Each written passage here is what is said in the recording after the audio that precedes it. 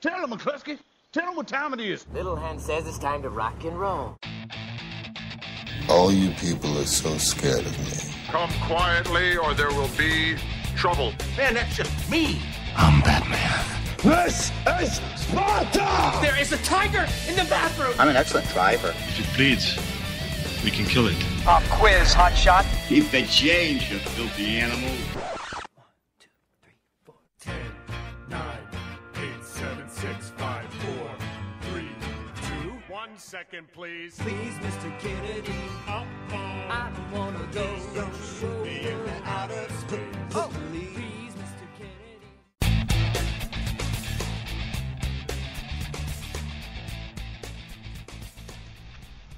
Hello and welcome to this week's Monday movie show on a Tuesday. We've gone to the Tuesday again. At 20:09. Yeah. Tuesday is due to other issues, not technical. The 20:09 is technical. But yeah, we're here. We are live. We're running through this week's movies. We have a fairly packed show. Sorry, I'm just completely having a brain freeze there for a moment. Not surprising. Yeah. No, I'm just still a bit shattered. I've had a long few days and all. So, anyway, busy show coming up. What have we got coming up this week, Stuart? Well, in the cinema section, we're looking at the sequel, if you can call it a sequel, follow-on, continuation, maybe's extra movie alongside Olympus Has Fallen with London Has Fallen. Then horror movie with Other Side of the Door, the Coen brothers, as you heard in the intro there. You heard Inside Llewyn Davis, and this time they're back with a very quirky comedy in Hail Caesar. Then Austrian horror, very creepy Austrian horror film with Goodnight Mommy. And to round things off, it's not like it's a fad as of late to have movies about journalism. And in this case, we have another one with Truth. Yep, and of course before that we'll have a look at some movie news, box office top 10, and then after that we'll be doing them, and then DVD and Blu-ray at home releases will have these films. British comedy movie Lady in the Van, then you've got fantastical action movie Last Witch Hunter, comedy horror with Scout's Guide to the Zombie Apocalypse, drama with Fathers and Daughters, thriller with dark comedy elements with Kill Your Friends, French horror movie with Among the Living, and then to round things off, Mississippi Grind. Yep, but as I said there just now, what we'll do first, I'm just going to turn this volume down here because I'm messing around with things at the moment, and yep, so of course movie news to start off things. A couple of pieces that I've got first off, which is a bit of casting news and a bit of a surprising revival of a movie, which I don't know if would be good or not, but Spider-Man related for both of them. First off, that the Spider-Man spin-off Venom, which will follow the villain character last seen in Sam Raimi's Spider-Man 3, has been kind of revived from the dead. Sony are going ahead with this, with the writer Dante Harper being brought in to rewrite and do a whole sort of new script on it. Avi Arad is going to be producing, which is a name that I love right there, to do with Marvel Comics and characters. And it's basically seems to have been that it's because of the whole thing with Deadpool, apparently. Which case means we're probably going to get a rated R, probably more violent and a lot more adult humour in the character. Well, he is a dark character, so you'd expect it to be a much more darker film than your typical Spider-Man or something like that. So it's understandable going down that route. He's sort of like the anti-Spider-Man in a way, if you know who Venom is. And I'm not like hugely au fait with comic books, but at least I know who Venom is. So you need some darkness with it, and at least that way they can sort of like up the violence a little bit more and make it a bit more bloody as well, which is what you probably would have expected. I do like the Venom character. I think it's a very, very brilliantly designed and original character. I don't think Sam Raimi did it justice in Spider-Man 3 because he doesn't really like the character and he was kind of forced to have the character in the film. And I'm still kind of tepid as to how to be about this, because a film centering around the villain character, I don't know. Because they did this weird thing with the comics where he started off as a villain and then they tried to make him into a little bit of a kind of a reluctant good guy sort of anti-hero thing, which is obviously what they're going to go for in a similar guise, I think, to obviously Deadpool being a kind of anti-hero. It seems to be the quirky kind of thing at the moment, because Deadpool, the anti-hero, you look at the Suicide Squad, they're the anti-heroes in a way, because they're bad guys who are being forced to come together to work for the good guys, and so you've got that, and Venom as well. It's sort of like them probably is looking at the comic book movies and thinking, you know what, we've had too many movies where it centers around the good guys, why don't we change up something up a little bit and try to do something a little bit different? So at least they've finally actually cottoned onto that. That's true. And as I said, the other piece of news I've got is also Spider-Man related, although that was all Sony. This is now going to be to do with the Spider-Man movies that are being done between Marvel and Sony. Anyone listening who's not aware of this, the whole thing is that Spider-Man was owned by Sony for the movie rights. They've then gone back after the poor performance of the Andrew Garfield Spider-Man films and have worked out a deal with Marvel so that Marvel can also do Spider-Man kind of jointly with them. And it means that Spider-Man can then appear in things like upcoming Captain America Civil War. And then of course there's going to be standalone Spider-Man ones, a kind of a new reboot again with Tom Holland is going to be playing Spider-Man. Tom Holland of the Impossible. We have announcing that an actress, and I have not recognised her name, I don't know who she's, but an actress named Zendaya. She's a singer. Is a singer. Oh, okay. I didn't know. That's why I didn't recognise her. But has been cast apparently in a key role. It's not going to be a love interest, and it's not going to be a lead role. But the thing is, apparently, now here's the interesting thing: it will be a part that will play an important part in future movies. So this is a movie that's going to be the first of a franchise that they're hoping to reboot Spider-Man and have several movies, not just a one-off thing. So it looks as if they're planning for longevity in the whole Spider-Man Marvel Sony deal. I would have guessed so that they would have done that as well. It's the way Sony's thinking as of late, not just in their movie division, because out of all their divisions, it's the video game side of things that makes the most money for Sony, surprisingly. Next after that is their movie division, and then their technology division is something that lags behind. Their mobile phone ones always lose money for them. But they're looking at the way they can save money in multiple parts of their division now, and they're thinking that by teaming up again with Marvel, they could save a little bit of money, so get them to fit a bit of the bill and all that kind of thing work together, rather than just botching the job and working on their own. Saying, oh no, we're spoiled kids, we're not letting you touch your own creation. Well, all we need now is that Fox will do that, but then Fox, now having massively made loads of money off of Deadpool, are not likely to do that with X-Men because they don't really need to. No, they'll not do that. They'll grasp hold of that like when Jason Voorhees grabbed hold of his heartbeat in the Friday the 13th film. So yeah, that's not going to happen. No. I've got a ton of news, an absolute ton, 11 stories I think it is. Is any of them to do with another Sony movie, which is a weird crossover of two other genres? Because I did see something about that. That's the first news story that I've got. Yeah, because I just thought that, and I honestly thought WTF. Yeah, so it looks like the 21 Jump Street / Men in Black crossover is happening. It's Variety reporting that Muppets director James Bobbin will be helming the project. Jonah Hill and Channing Tatum will return to play their characters from the 21 Jump Street franchise. However, Will Smith and Tommy Lee Jones will not return as their characters from the Men in Black series.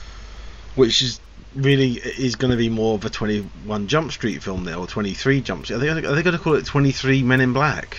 It'll be one of the mock-up 22 Jump Street things that they did at the end credits, and they've just gone with the sci-fi one of that part there, and just added a few elements from Men in Black in it. So you might get the society that's in Men in Black show up in the film, and they probably have to help both their characters to try and stop something. So it is pretty much a Bill and Ted movie. I find this just ludicrous. I mean, it might work, but have we seen actually any weird other crossovers like this in movie history? I can't think any. None come to mind. There must be some. Yeah, if anybody knows of any, throw us information on Twitter at Monday Movie Show, Facebook, and all the other McGubbins ways that you can get in contact with us. More news: it's been confirmed that David Hasselhoff will appear in the Baywatch movie. alongside Dwayne Johnson and Zac Efron. Is he going to be playing the same spoof of himself that he did in Piranha? I really hope he did. I do, because I mean it'd be good. It would be a good thing actually if they had, like, I wouldn't mind that, a kind of a self-referential Baywatch that goes, oh yeah, I want to be like the guys in the show, and then that's the only way I can think of them doing it stupidly, of them trying to think, oh, it's like the TV show, and then they actually are doing it and they find it's nothing like the TV show. Yeah, possibly. J.K. Rowling has confirmed that Fantastic Beasts will be a trilogy. Fantastic Beasts being the spin-off from the Harry Potter series. Hasn't she written? I saw I was walking past the Waterstones the other day, and I saw there was another Harry Potter book, and I was like, wow, I thought all the Harry Potter books were done. No, it's a sort of like another one of those collection of short stories. There's also 4 little mini novels coming out this week, which again is a collection of short stories for that Pottermore stuff that she did, the sort of like digital gateway to Harry Potter. So there is them as well. These are sort of spin-offs from the Harry Potter series. And so it's got Eddie Redmayne in it. The teaser trailer was released about a month and a half ago. The film's out at the end of the year. So it's another one of those, in a way, they're going up against sort of like Star Wars. Like the Harry Potter series went up against the Lord of the Rings trilogy. These will probably go up alongside Star Wars. They'll not do anywhere near the challenge that Harry Potter had with Lord of the Rings, because Star Wars will just blow it out the water, even though it's Rogue One this year. Still, well, we sort of wondered what was going to be the whole Christmas film, because obviously we've got Star Wars is becoming kind of like the Christmas thing now, and they're going to have the Avatar films when they finally get done and stuff. They'll be coming out at Christmases normally, so you're going to get Harry Potter one of the Christmases. I bet then it'll be one of the ones, and they'll fight over which one comes out. Probably. Big Hero 6 is set to return in 2017 as a TV series. Big Hero 6 as a TV series? See, it's kind of like the whole thing that Disney does, the whole thing they used to do of doing a great animation film, and then they did a straight-to-video second one, which was absolute tosh, an absolute awful thing. It's not to say that they'll not do a proper sequel to Big Hero 6, because they'll probably will do a sequel. It's just them. But going, it's you like, know what? It's keeping their people interested in the franchise still, because it's probably going to be 2018 before we get a Big Hero 6 movie, and so it's sort of like what they've done with Frozen, what they've done with Minions. I'm thinking like that with, you've got like what's the other one? How to Train Your Dragon. There's that Dragons of Berk, or whatever it is. Have you ever seen that? Because I saw one episode of it and I honestly thought, oh dear, this is terrible, and it was horrible. It was really, really terrible. I mean, kids obviously lap it up, but as an adult who loved the films, then these TV series ones which are horrible just really actually put you off. Yeah, we'll see what they do with it. It'll just be aimed at kids anywhere, and direct on the Disney Channel. So as long as it doesn't tarnish the name of the thing, then it's fine.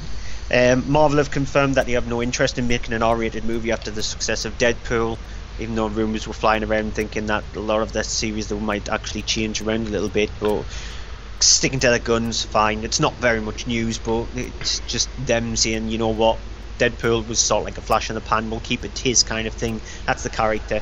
It's not going to affect any of the other characters that we're doing, so it's understandable anyway. Yeah, I mean, I can understand that. I mean, a lot of the Marvel characters we're seeing in the films aren't ones that need R ratings.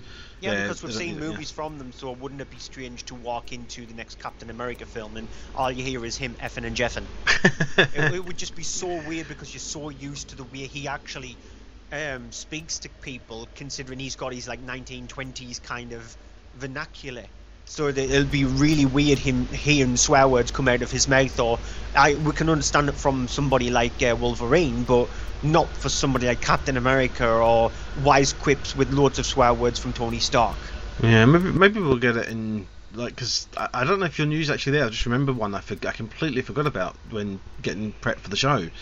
But there's the whole Batman vs Superman version that comes out on DVD, at least in America. I don't know about here yet, but the DVD version is going to be an R-rated version. The cinema version is still going to be the PG-13 12A thing, but the DVD and Blu-ray release in America, probably here too, will have a harder uncut version or edited version. So I wonder if we'll maybe start seeing that happening a lot more, because DVD and Blu-ray does allow that. You know, you can quite easily fit it all on one disc, and it means that then they maybe get people will buy it and go, oh, you know, I like the more violent cut, the more graphic cut. You know, maybe people that want that can then get it, and so it kind of sees them offering the best of two. You know. Well, we'll have to start getting used to seeing DVD, Blu-ray, and Ultra HD, because there will be the Ultra HD discs as well. So I wonder what colour they'll choose for that. Purple. A few other quick news stories. It's been announced by Deadline that Bruce Willis will be starring in a remake of the 1974 Charles Bronson film Death Wish. Oh, He will really? be in Charles Bronson's character.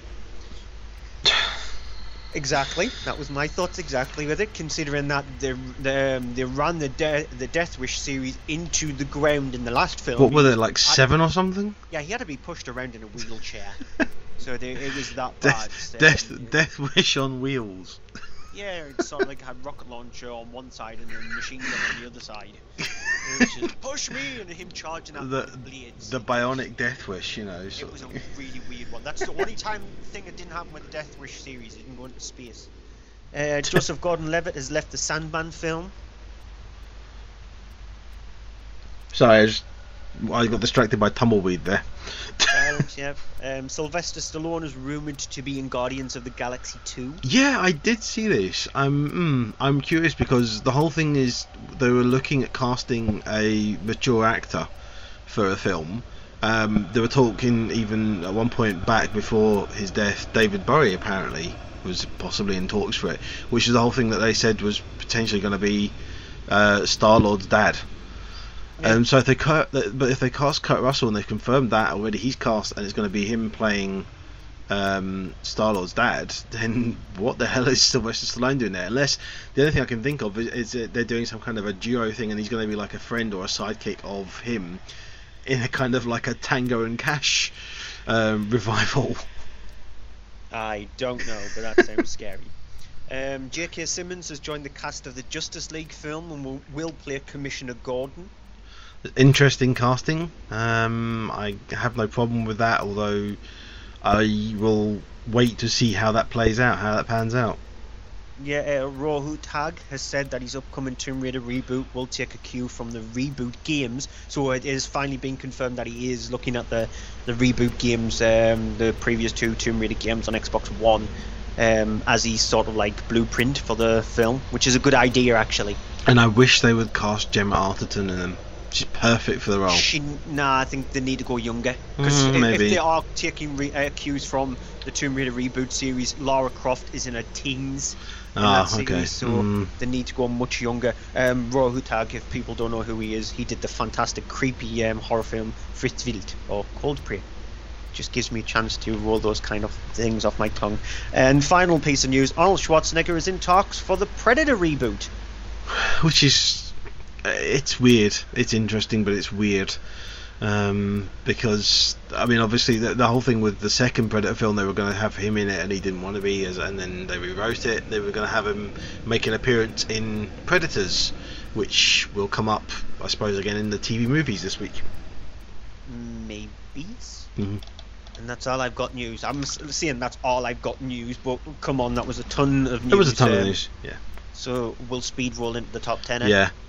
And number 10 is a new entry for The Other Side of the Door, which we'll be reviewing on tonight's show. Yeah. Number 9, I'm guessing you want to gloss over. It's a new entry for Met Opera. Mm. Manon Lescaut. So it's, yeah, it's no opera. idea. I have no idea. I'm not a fan of opera. I do like. See, I will say about these. I like these live performance ones when they're being done at the cinemas, because they are a way to see these if you live nowhere near. Because let's admit it, these kind of things tend to be in, you know, city centres in London and in Glasgow. I mean, I'm near Glasgow for me, so that's not so much a problem if I want to. But I think it's good that these are there available for people who live out sort of in the middle of nowhere and they have a cinema they can get to these as well. Yeah, number 8 is Spotlight, which is winner of Best Picture, and who saw that coming? So I certainly didn't. It is nothing against it for that, but it's just it was a surprise. It is a ensemble cast film. I think it's really well acted with the cast. I think it's really nicely put together. And I will be referencing it when we come up to one of our other films later on. So it is a standout film. I mean, it's still hanging around because it was doing well before the Oscars, and now it's getting even more a bit of a bump because of the Oscars. Well, it's crept back into the chart because it was out of the top 10 last but week. It was still it's still kind of hung around quite well before even all the Oscar things, so people have been drawn to it. And number 7 is The Revenant. Yeah, which again, Oscar's fantastic film that's shot in. It really is a cinematic thing. If you haven't seen it, you do need to see it on a big screen as possible. It does have a few missteps. It does have some problems with pacing and with continuity at certain points, I found. But it is the film that won Leonardo DiCaprio the Best Actor Oscar for the first time. And it's deservedly so. It's a great performance. And number 6 is How to Be Single. I haven't seen this or the next one as well. Yeah, and it's just one of those things that it should have actually listened to its title, because it's a movie that's supposed to be about females who are just sort of like the empowerment about them being single and the fact that they're not tied down to relationships or all that kind of stuff, when in fact during the entirety of the film, instead of them just seeking out one night stands, that's what they do, they also moan on the fact that they want to be in a relationship, when considering the film was titled How to Be Single, not How to Get Into a Relationship. So it's a pointless title of a film, and it's just a pointlessly unfunny movie. Number 5 is Alvin and the Chipmunks, The Road Chip. Yeah, which I still haven't seen as well. Yeah, it's sort of like... Have you seen any of the Alvin and the Chipmunks films? Nope. It's sort of like me with Twilight then. So I've seen all 4. 5. I think I got the better part of the deal, to be honest. I've seen... I think this is the 5th. This is the 4th one, isn't it? Chipwrecked was the last previous one. The Road Chip's the 4th. I think, what's the second one? This is Road Chip. No, what's the second? Chipwrecked? Chipwrecked is the 3rd one.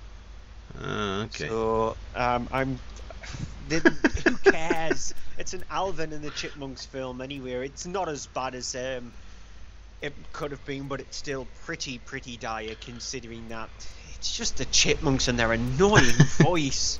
So it's we need to flip things around, and considering that you need to watch all of the Alvin and the Chipmunks films, and then I need to watch all the Twilight films. Yeah, like that's going to happen any time. Yeah, exactly.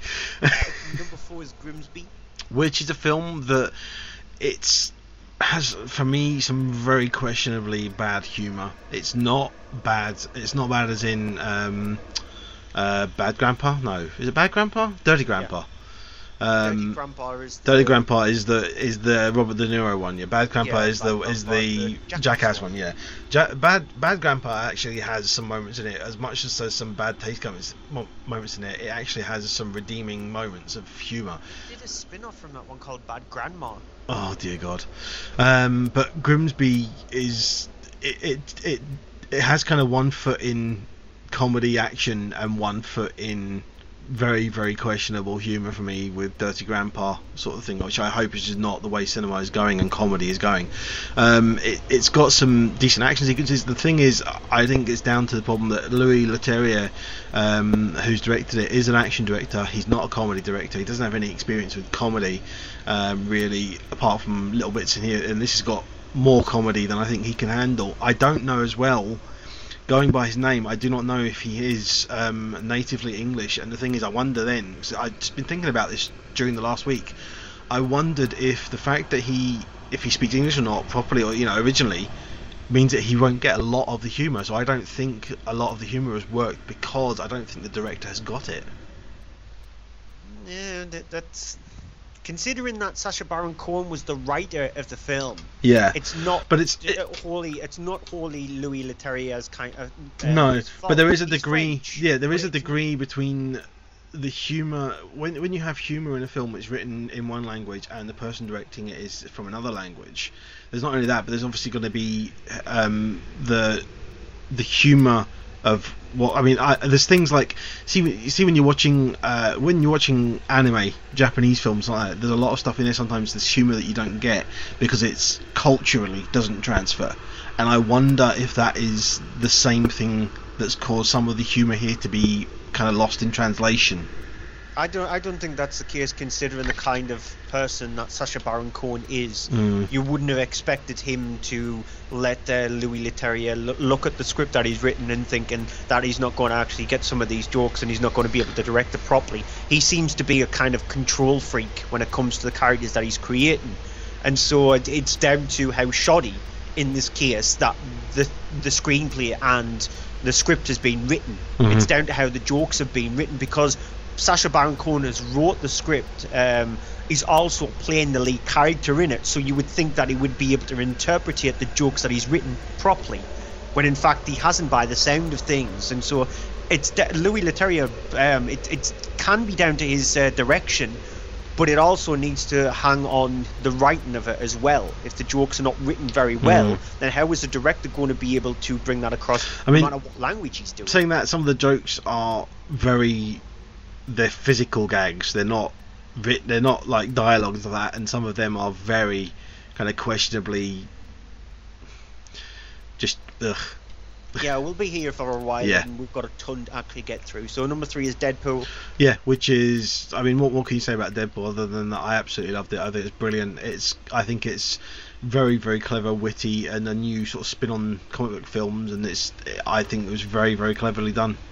I think it's very good because it falls into the stupid superhero problem in the fact that it cops out in the last 20 minutes when it realises it needs a big massive set piece because it doesn't know what else to do.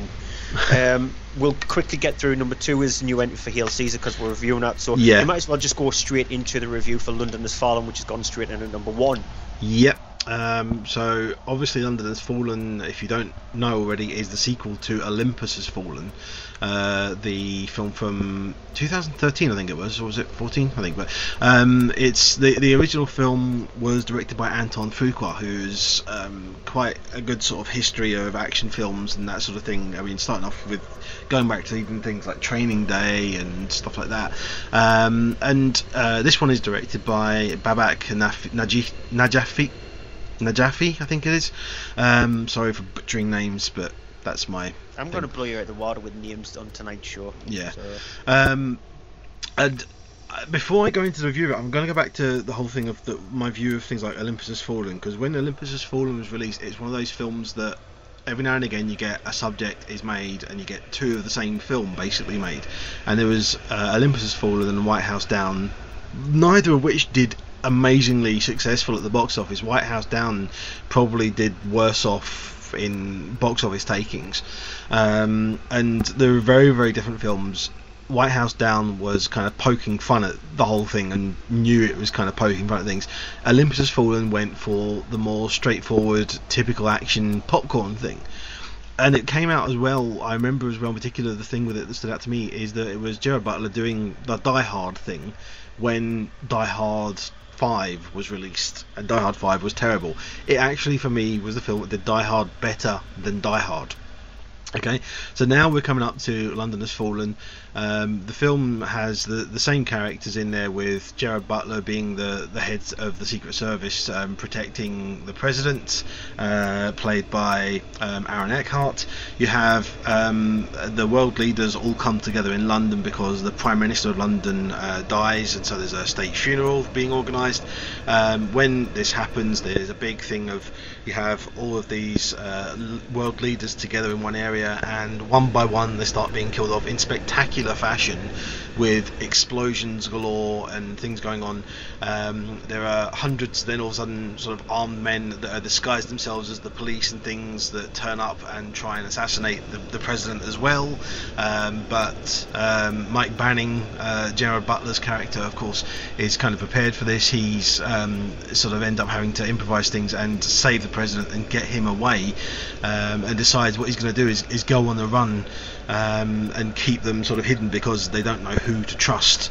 Meanwhile, you have back in sort of America, you have Morgan Freeman's character, who is now the vice president, is they're sort of having to deal with things on the ground sort of thing, and work out exactly what's going on, and trying to figure out when they sort of start putting it together who it is that may be responsible for this. Here's a clip. Javier Bacawe. Number 6 on the 10 list. This man is responsible for more deaths than the plague. Sells arms to every failed state in the world. He has a vast array of connections. Terrorists, mercenaries, corporations. Mr. Vice President, it's Bacawe. Put him through. Thought you might take my call. You'll understand if I made it difficult to track. You have me at somewhat of a loss. I thought you would have learned a lesson by now about crawling out of your hole. I never lifted a finger against you. You armed those who have. I sold triggers, Mr. Trumbo, just like you. What do you want? You're president. You can end this right now. Just hand him over. That's not going to happen. Then every death from this moment forward will be on your head. Dun, dun, dun, dun, yeah. And that is kind of a bit misleading clip, because that's a clip where there's, it's quiet and there's people talking and there's actually kind of plotting going on there a little bit. The rest of the film, majority, is not like that. The rest of the film is big action, dumb, shooty, fighty, knives and things, all that kind of stuff being involved. And it really is the fact of that you have this thing with sequels that, going back to things like recently, like the G.I. Joe films. First one was a pretty good all-round action kind of Saturday afternoon sort of thing, and then the second one was just terrible, aside from a couple of action sequences where the action was actually really nicely handled. There was that sequence on the mountaintops, which was really nicely done, choreographed and shot, and was actually impressive. The rest of the film was terrible. This, unfortunately, is more towards that kind of thing, where you have occasionally an action sequence which you go, oh, that was okay, and then the rest of it is just, well, yep, what time is it again? Oh yeah, okay, so I've got another hour of this to go. And then you look at your watch again a half hour later and you go, oh, I've still got half an hour. And it's just a film that it's not even 2 hours, it's not even an hour and 40 minutes, it's only just over an hour and a half, and it feels ridiculously long. And I don't mean that in a bad way, as in it's like Die Hard 5 or even 4, because it's definitely not as bad as the last Die Hard film. I would say it's entertaining for the action sequences, and that's it. It's got this whole thing of a subplot of the Gerard Butler character, him and his wife. Radha Mitchell makes a small appearance in the film, and she did about the same amount of screen time she did in the first film as his wife, and they're expecting their first child, and so he's got that going on as well, which takes about, 20 minutes too long at the start to set up, that sort of thing, because it feels like it's filler. It's very lackluster for a sequel, considering the first one, Anton Fuqua, who did the first one, knows how to do good action sequences. The whole thing of that there was a sequence in the first film where the White House is taken over, which is a brilliantly handled and orchestrated event in a film, because if you think, the White House being taken over, it's got to be believable, and it isn't that, because it's all been thought out. In this film, there's literally a sequence where they're there and all of a sudden all the police start turning on them and shooting them, and you're just literally going, what? Where are all these police coming from? Is there no real policemen around? Are they all fake policemen? And I honestly just thought well, they put no planning into this whatsoever. You've just gone, let's do a dumb action film and just do the whole action sequence, oh, a little bit of talky, a little bit of fighty, action sequence, and it doesn't have the backbone that Olympus Has Fallen had. It just doesn't. The backbone doesn't exist because the characters feel just like the Blob. Like they've got no bone structure whatsoever. It's like the director has got no bone structure whatsoever, because everything that he's decided to throw on screen is dull. It's excruciatingly dull.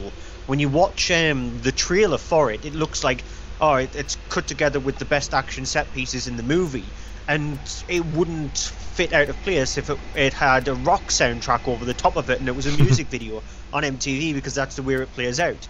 Yet when you watch the movie itself, it feels like you're listening to the drawling sounds of panpipes play for 95 minutes.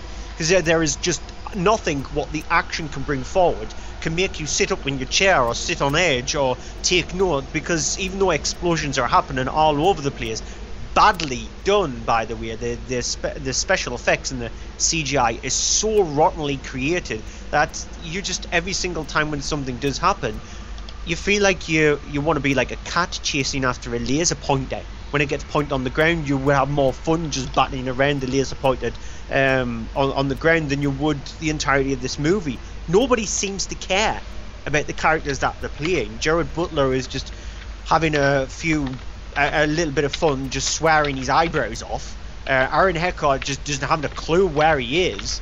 And Morgan Freeman is just cashing it in. He's even actually said that the whole reason why he did this movie was for the money.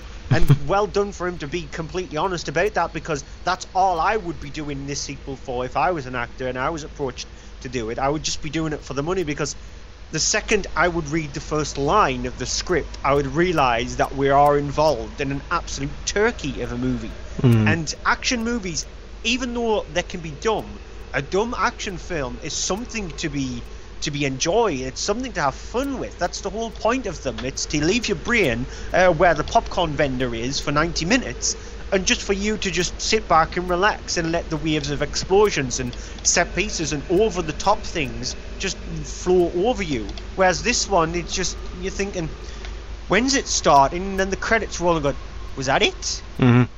I mean, there was one sequence in it that I thought was actually nicely handled, which is there's a sequence when when Gerard Butler is leading a team of, I don't know, the Marines or something, or Army, but when they're attacking this place, and it was kind of nicely handled in a one-shot sequence, which was kind of like one of these things, the camera moved around with them and did this, and I was like, oh, okay, we're actually starting to get some decent sort of action orchestration here. And then it just went dumb, typical, loads of bad one-liners. No, in fact, it doesn't even have bad one-liners. It just has typical bad one-liners. It's nothing even good in that department. There's no point. It doesn't even have.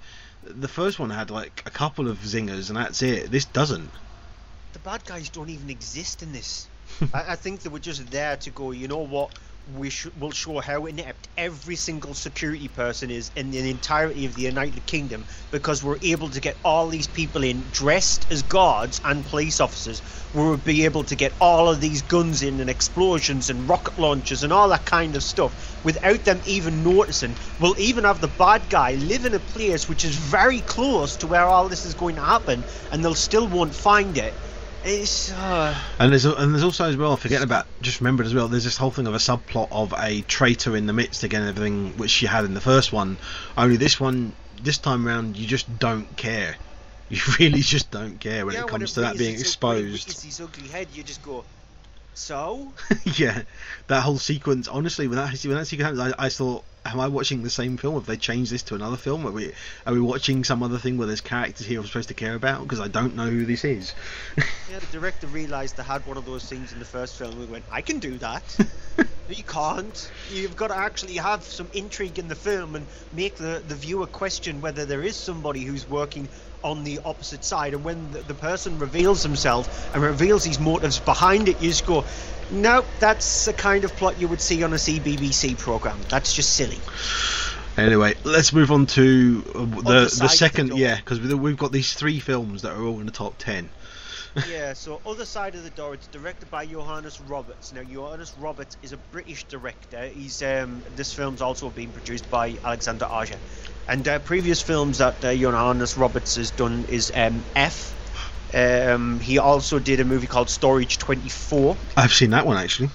Yeah, which is absolutely awful. He also did the first film to be fully shot and only to be shown on mobiles.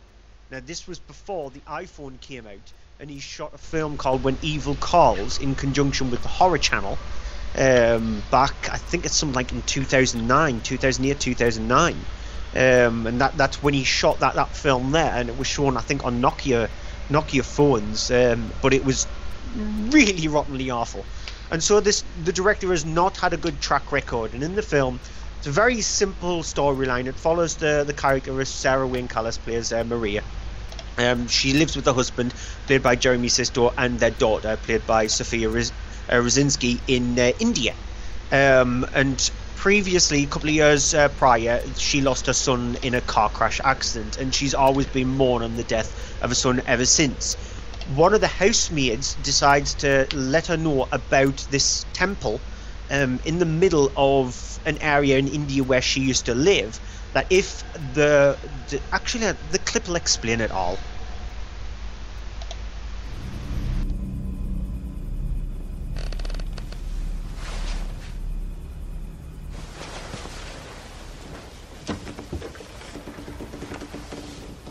If we do this, you have to promise me one thing. When Oliver comes to you at the temple, you will be able to speak to him. But no matter what you do, no matter what he says or how much ever he pleads, you must not open the door. Promise me. I promise. So yeah, the indication there is the mayor has told her that if she takes the ashes of her son, which they have to exhume the body, burn the body, get the ashes, take it to this temple. If she leaves the ashes on the outsides of this temple, closes the door, she will get to speak to her son again. However, if she opens the door, she will release a malevolent spirit. That will cause turmoil and death and blah-de-blah-de-blah. And lo and behold, guess what she does?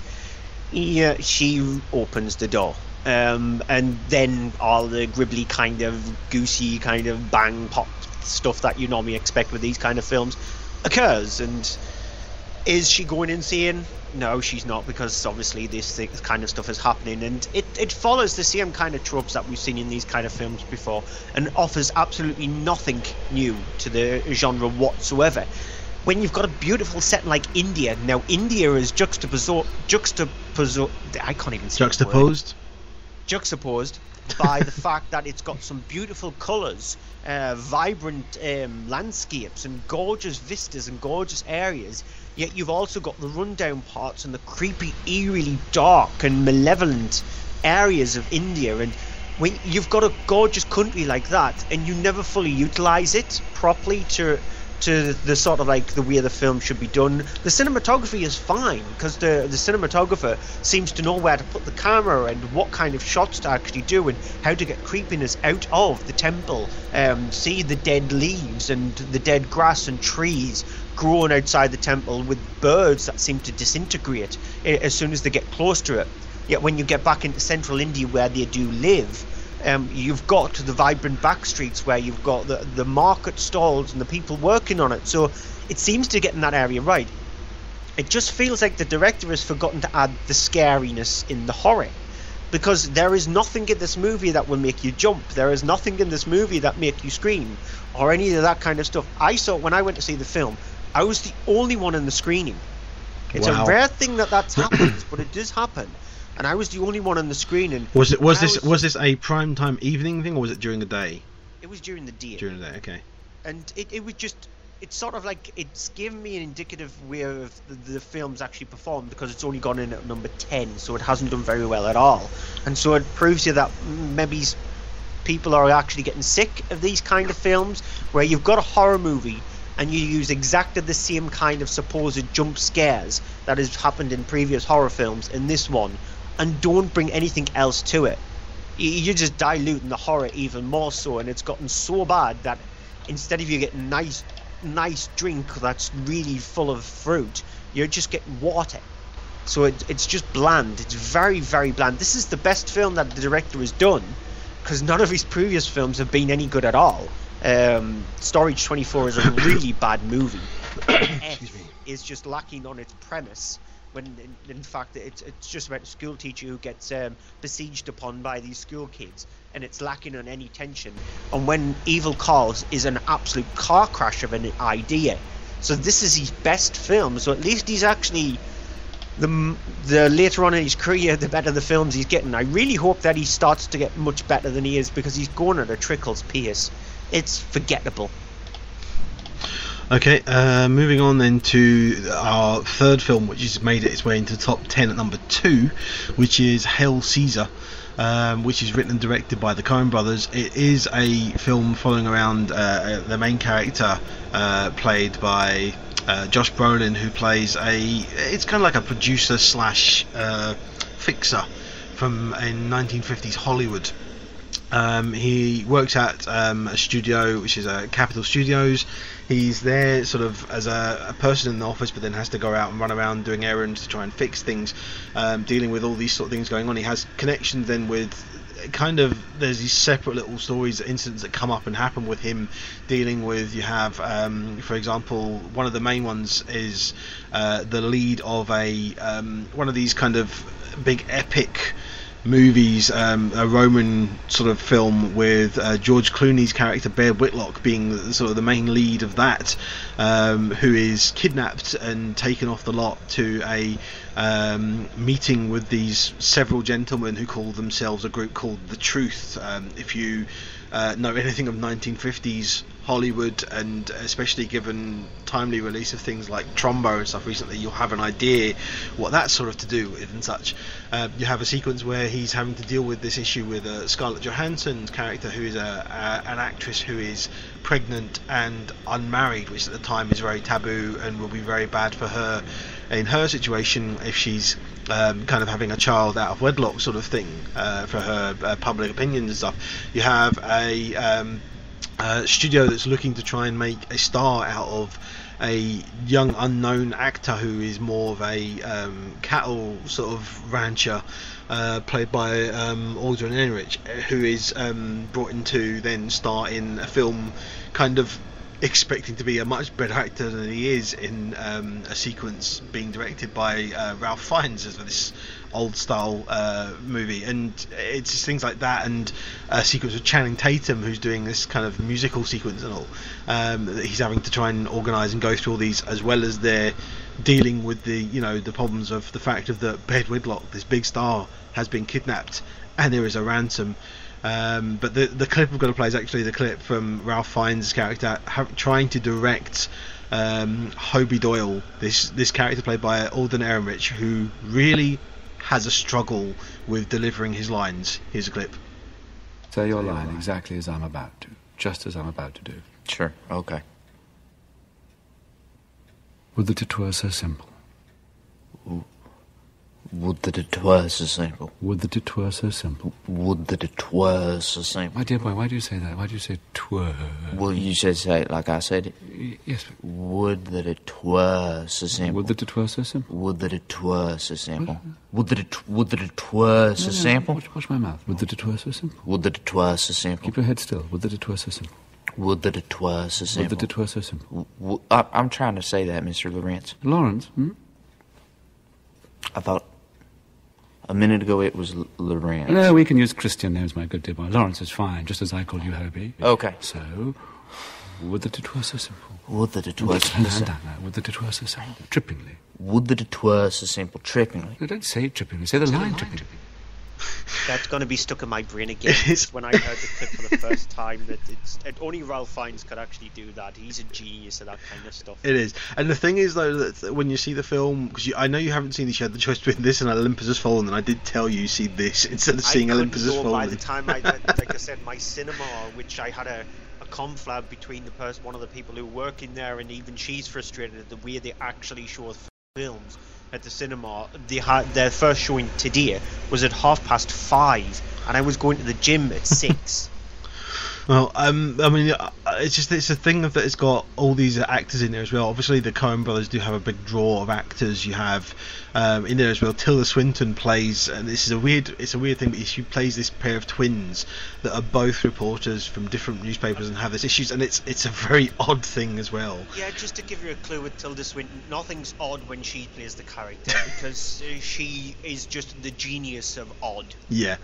And there is a great sequence as well with Frances McDermott, who has a small, kind of almost a cameo role, but there's a sequence because it shows how much the Coen brothers have a love for old cinema, where you have the sequence where she's involved is basically she's an editor, and this is back before digital photography and stuff. So she's editing on film, and she's one of these people who works on.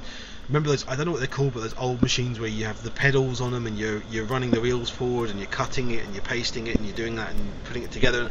It's one of those things, but she's doing it. It's a comical role, but if you've ever seen them being done, they look like that. They look comical when you see someone who's well trained and knows how to do them, and they're basically just doing it in the same way as the difference between someone who can type and someone who uses two fingers to type. Similar way like that. Someone who's typing with all their fingers, does it that fast. When you see someone using one of these machines and doing that, it's comically hysterical, and yet it's really actually how it was done. And there's loads of little things like that and little touches in there that are brilliant for that. You have Jonah Hill as almost a similar cameo appearance as a guy who does all rubber stamps and things and stuff, and he's just very, very deadpan in the film, and it's an amazingly fun, brilliant film. There's no points in it that I had big belly laughs, I will have to admit that, but there were moments in it when it just made me giggle and laugh all the way through it consistently. As that clip has that kind of sense of humour about it as well. There is a great sequence, and the things you know I'm not massively fan on musical films, and there's a sequence in it which there is this big song and dance number of the kind of films of that era, and there's a great one with Channing Tatum doing this sailor sort of dancing thing, and it's a whole sequence that lasts between 5 and 10 minutes long, and I have to say, even I loved it. I got into it and I was really enjoying it. It's brilliantly handled, brilliantly done, and I just honestly was completely gobsmacked. Not only that I liked it, but I loved it, and I genuinely want to go and see this again. You have things like George Clooney doing his good sort of straight-faced bizarre comedy acting, and it is typical Coen Brothers. It's not my favourite Coen Brothers film. That is Big Lebowski, but it's pretty high up there. So would the it were so simple? Yeah. And the thing is, even that plays basically in the film as a great setup for a joke. It's basically like the setup, and the punchline is brilliant. I'm not going to say what it is, but the punchline honestly had me giggling, just a brilliantly well thought out and done. It's very British though, that, isn't it? It is. They have to get like the epitome of British actors to see that, because you would not. You heard the way the clip actually played out there. You would not be able to get an American actor, no matter how good the American actor's British accent would be, to get away with going, would it were so simple. It's just that whole that British wit of the old cinema. It's the whole thing of when you had like Canon Studios, and not Canon Studios, what was it, Rank Studios, that were back in the end of the 50s, with the big gong and all that kind of thing. It's all that kind of feel to it, which is now basically gone because the UK film industry has basically collapsed itself almost. But back then it had all that, and this was there, and they've definitely got a feel for that. From what I can gather from what I've seen of the trailer and clips and stuff like that, the way the Coen brothers have done is they've expertly cast everybody in the correct roles, because it seems to be that the actors who they've got to play their specific characters play them with such strength that's they're playing them to their strengths. So you look at Ralph Fiennes there in the clip, he's the British person who's doing that. You need to enunciate on it, and then you've got the George Clooney one who seems to handle the kind of quirky, insane characters really well, and Channing Tatum, he's a very good dancer, he's a very good singer. Tilda Swinton, she plays insanity or just weirdness to a plum, and so by the sounds of it, the Coen brothers have casted this perfectly. Yeah, it is. I mean, they've written all of the characters have all got something to them. I mean, it's a thing of saying all those things I said there, and I haven't really talked much about Josh Brolin. Josh Brolin is the main character in the whole film, and he obviously needs to be good and have a good performance in it, and he does. And he's very, very. It's not kind of deadpan, straight serious like that, but it's very straight and serious, and it just works in the whole film. There's moments where he does elicit a laugh, but he's more the straight-faced character for the whole film, where everyone else around him is kind of, you look at them sometimes and you think kind of like, what are you on, sort of a thing, but it doesn't take you out of the film. Next up then, Goodnight Mommy, or Ixe. I See in Austrian. It's directed by Severin Filala and Veronica Franz. Very simple storyline. It's one of those kind of films that the less you know about the story, the better. So just to sum it up, it centres around a mother played by Suzanne Wurst, who plays Mutter. They don't technically have proper character names in the film itself. She is an actress. She's gone to get some plastic surgery. She comes back home to her two sons, Lucas and Elias Schwartz, and their characters are Lucas and Elias. They don't believe that the woman who's come back is exactly their mother, and so creepy things start to happen, and then the two brothers decide to take it upon themselves to properly find out in a malevolent way if the woman really is their mother. There's no clip because the film is in Austrian, so it's not in English at all. And from the onset, if you've watched the trailer, but from the onset of this movie, you are on edge. You are literally on edge. There is a creepy, nasty feel to the film, always there. It's like a shadow just looming behind you when you feel those goosebumps on your shoulders and you feel the hairs on the back of your arms stand on end. That's how you feel like throughout this movie. It's sort of like uncomfortable horror, and this is the kind of horror that I like. It's the kind of horror that creeps on you, and so things like movies like The Innkeepers, where it takes a slow plodding pace, but it builds up and builds up and builds up. It never relies on the very stereotypical loud quiet bang kind of moments. It relies on just trying to make you feel slightly on edge, trying to think, I wonder what the kids are going to do next. I wonder if the mother really is their mother. I wonder what she's hiding under these bandages. How bad could the plastic surgery be? What the kids, how far are the kids going to go to try and discover if this woman really is their mother? And so it's very well directed, very well acted. The two kids involved, Lucas and Elias Schwartz, are brilliant in their role. And Suzanne Wurst, who plays Mutter, she doesn't speak that much. But when things start to occur, you start to not only just feel sorry for her, but you still want to find the secrets as well. Cinematography-wise, it's brilliantly done. Everything from the steel, sort of like stoic nature of the house. It's very like clean to an nth degree. There you will not find a tiny smidge of dust on any of the surfaces in this house, to the dark foreboding cornfields, which is just on the outskirts of the house itself. It's very well shot, and the camera never feels out of place. And the whole film, if you can stand a movie where you're on edge throughout, and if you don't mind subtitled movies, seek Goodnight Mommy out, because I'm sick of horror movies relying on the quiet bang stuff. We've had enough of that. I need to see more of things like Goodnight Mommy, and by the looks of things, I'm in for a good year when it comes to horror films, because next week I'm reviewing The Witch, and even you said that the trailer for The Witch makes that movie look really foreboding. It does. It looks quite terrifying. I really struggled with even just the trailer. That's what Goodnight Mommy is like. Goodnight Mommy is a very unnerving, kind of really creepy movie, and it still creeps on you. Once the credits start to arrive and you walk out of the cinema, you still feel slightly unnerved. And when a movie sticks to you, no matter what it is, then it's done its job. So yeah, it's a very good film.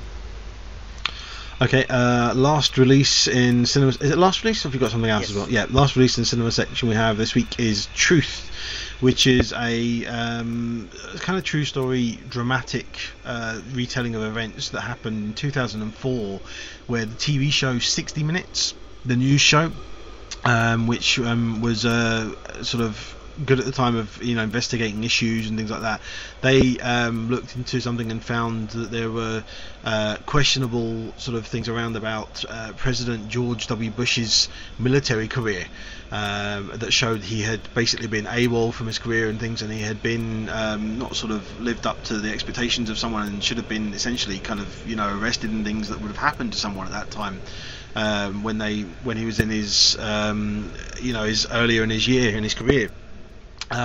You have the main characters in the film of Mary Mapes, on which the book is based on her book, The Retelling of the Events, played by Cate Blanchett, who puts together this team of investigators. You have in this team, you have Topher Grace playing a role, you have Dennis Quaid, in there, and it's kind of almost doing the sort of the spotlight thing for the first part of the film, where they are investigating these documents, they're looking into things and trying to find, these documents they've had leaked to them, trying to find the authenticity of them and confirm that, and looking into other sources and things to try and find out.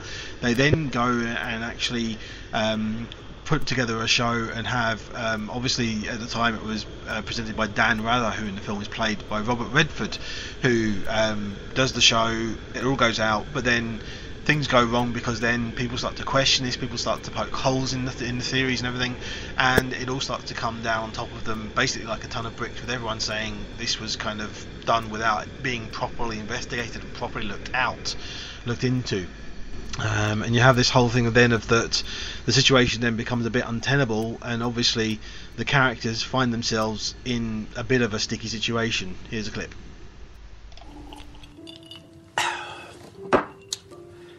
How long have we known each other? Oh, Jesus, is it that bad? They're going to start an investigation. And CBS wants to appoint an independent panel to take a look at how the story is put together. And I'm going to announce it. Tomorrow. I'm going to apologize for the story. On air. Andrew asked you to apologize? He didn't ask. Dan, that's surrender. Ever since Burkett changed his story, Andrew feels that CBS can't afford the risk to its reputation. Oh, God, he knew. Even before we went down there, he just wanted to get Burkett on tape. Mary, you got to promise me something. Stop worrying about me. No, well, that's not going to happen. You got to protect yourself now. We all do. So you have this thing where it does start out kind of like Spotlight, but then it kind of glosses over that very quickly and does a very simple kind of version of that, and then that's probably about the first half an hour, 40 minutes of the film. It's a 2 hour and 5 minute long film, and that then goes into this whole thing of them trying to basically essentially retain their careers and retain their professional careers and things going on like that, because they're trying to look into it and confirm things. And you have interviews that are being done with people, you have then the inquiry that's happening, and kind of like almost like a grand jury investigation sort of thing happening, in which the tables are turned and the spotlight is basically put on them, sort of thing. And the problem is it doesn't really know where to focus in this, because it doesn't have its focus on particularly one thing. That was the thing that was interesting with Spotlight, is it Spotlight was, I said this about Spotlight at the time when we reviewed it, it was a thing like a courtroom drama without the court sequences, the courtroom sequences. It was all the investigation and all the thing looking into it, and all that being done by the characters and them being surprised and finding out things, and then you just saw at the end of it in text on the screen what was found and what was done and what was exposed and stuff like that. And this film wants to have its cake and eat it, and be basically about the whole thing of them discovering it and then them investigating it and then them going and putting it on the air and doing that, and then them being in trouble afterwards because of it.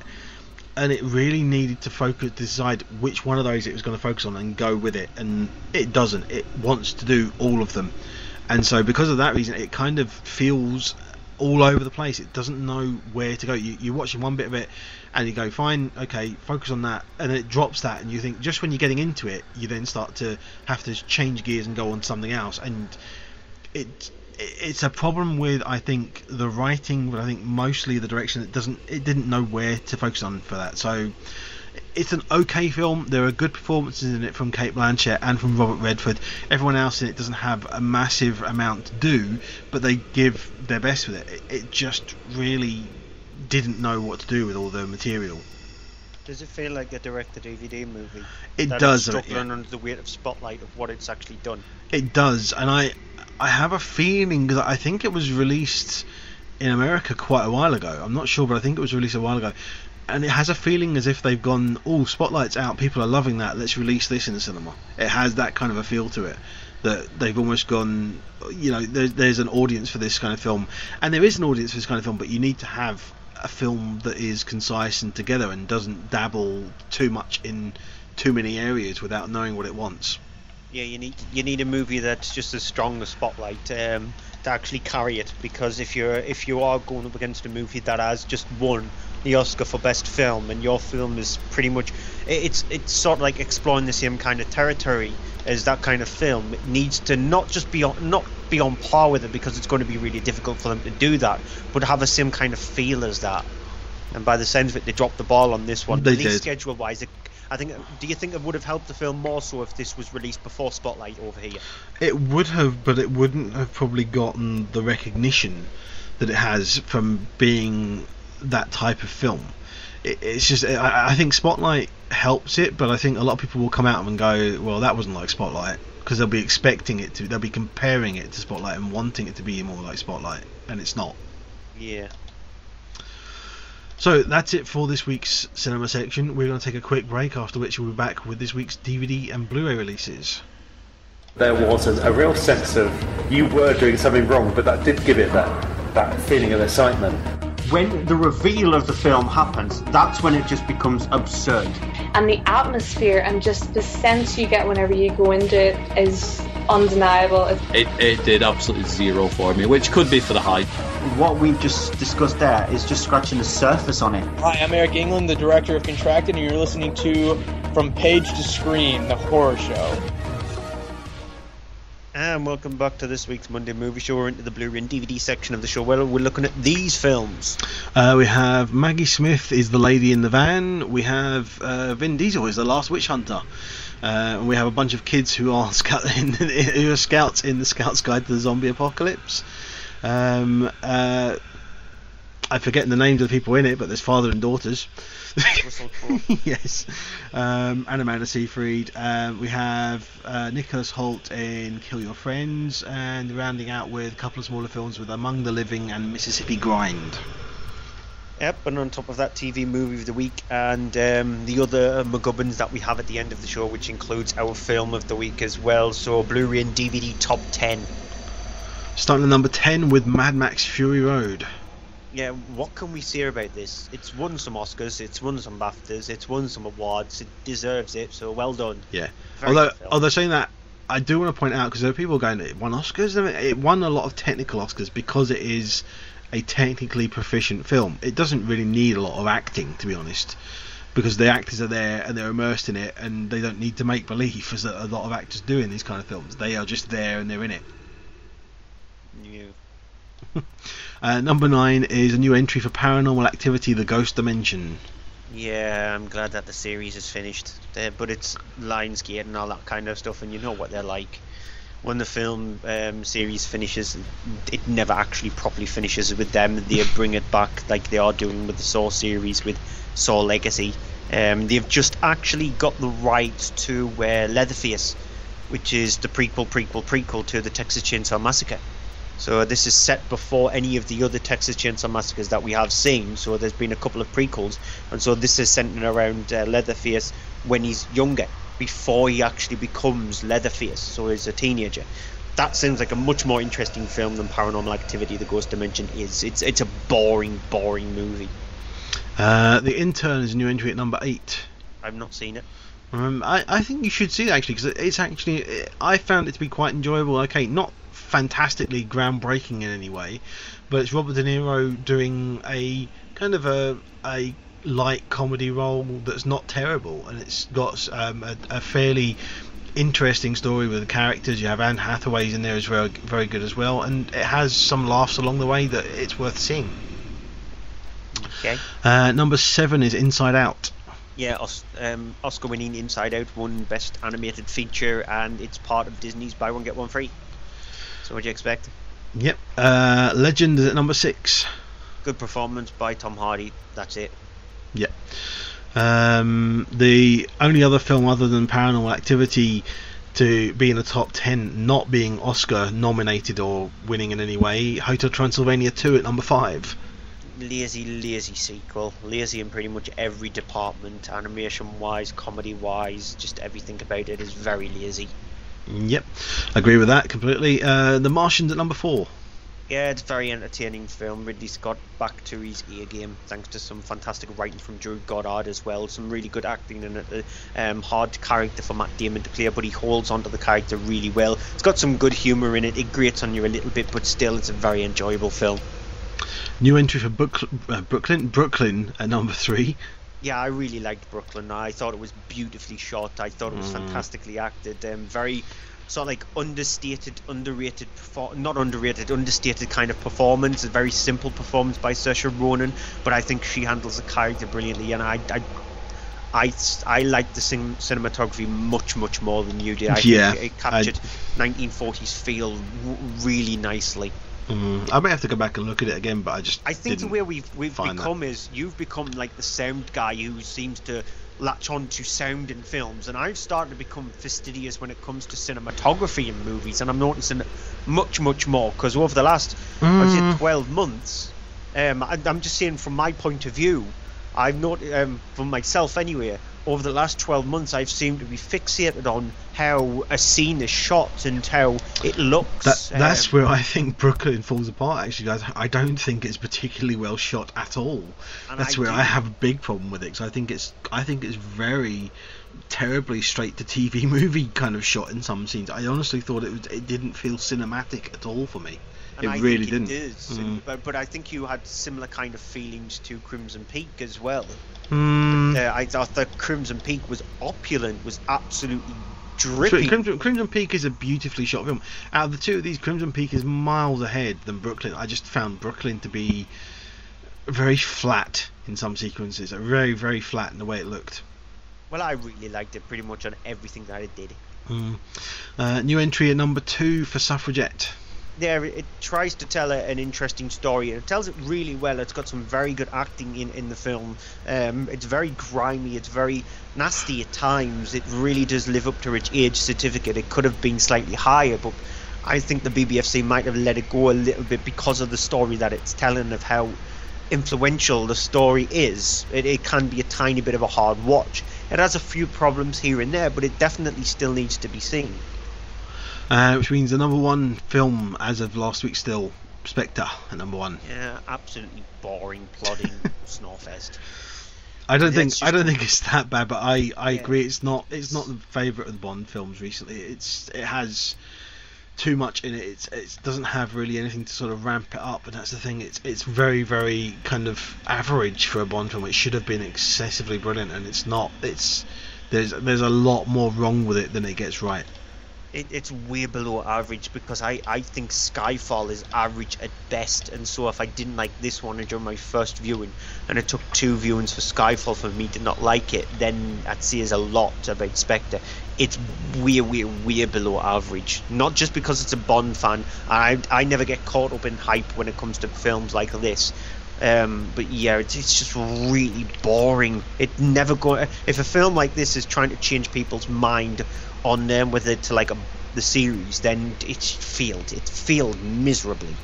But we'll get on to new films. So you've got The Lady in the Van to kick things off. Yeah, which is directed by Nicholas Heitner. It's written by Alan Bennett, who himself is played in the film by Alex Jennings. Being that it's based on true events, somewhat to what he experienced, to do with Miss Shepherd, who's played by Maggie Smith. It's a woman she's lived in this van. She's homeless, basically, lives in this van that it's in sort of areas of London where she moves around after a while from place to place, because obviously in a van outside people's houses and they don't really want her there. She finds herself then in a situation where she's parked outside of his house. He then sort of ends up thinking, well, what to do with it? The neighbours don't really want to hear. They're all sort of trying to push her on, and he ends up talking to her, ultimately sort of unintentionally inviting her to park her van in his driveway. Here's a clip. Put the van in your drive? That never occurred to me. I don't know. It might not be convenient. No, I've thought it over. Believe me, Miss Shepherd, it's all right. Just till you sort yourself out. Well, not convenient for you. Convenient for me. You're not doing me a favour, you know. I have got other fish to fry. A man on the pavement told me if I went south of the river, I'd be welcomed with open arms.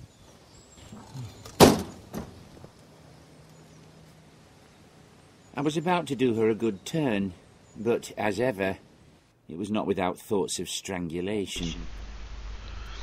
Now, it's the thing with this film is that I found it to be really nicely acted, brilliant acting, brilliant performance from Maggie Smith. I thought that Alex Jennings was very good in it, but I did find there was an aspect of it that I found, I think you, when we talked about it before, you really enjoyed it. I actually found it really grating and distracting, because you have the character of Alan Bellett, the real Alan Bellett, obviously having been a writer here, and you have this whole thing of that he's a writer by profession, and it has this weird thing that the way it's filmed and done is that he talks to himself, but not in the way you think saying that. He's not a person who stands there and just talks to himself. He actually plays two roles essentially in the film. One role where there's the writer aspect of his personality that is basically always present in the living room, sat at the typewriter, always there. That's where his personality, his writing personality, is sort of absconded away and left there, and then his other personalities all together in himself as he's out, and he walks down the street. So you have sequences like that clip you had there where he's talking to her, and it cuts back and forth between him there looking in that particular sequence. He looks to the window of his flat, of his house, and he sees himself, his writer self, there looking back at him, and they exchange glances of oh dear God and that kind of thing, and talk to each other that way. And it's a thing that I get what they're trying to do with it, but for me really just didn't work. I found it very, very distracting. The rest of the film is fairly well shot. It doesn't bring anything exceptionally to it, to this sort of drama, but it is a good drama. I mean, it has moments in it where there are allusions to it being dramatically overplayed and made up and things. I mean, there's sequences where even in that thing he turns to himself and says, "She never said that."